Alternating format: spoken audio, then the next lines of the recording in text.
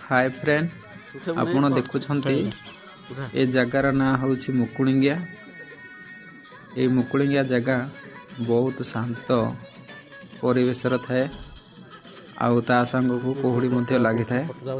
एमितिरे भी कंधमाल ठंडा एरिया तो ए जगार आसबे आपड़ जदि निहाती भाव में आपन को पीस माइंड लगे।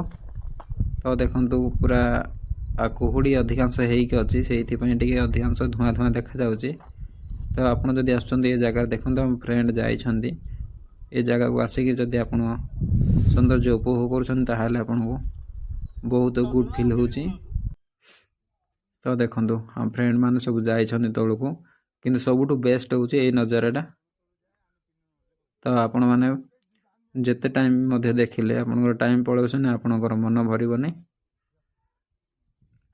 थरे जदि आपण कंधमाल को आछन्ती किछि टूरिस्ट बुलिया पई ए जगह को मध्य आसिक जानतु। ए जगार ना होछि मुकुलिंगिया। तो पूरा पहाड़ ऊपर उठके जीवा पड़िबो। तो पहाड़ ऊपर पूरा पूरी बड़ चांचारा पत्थर पूरा पहाड़टा घेर रही।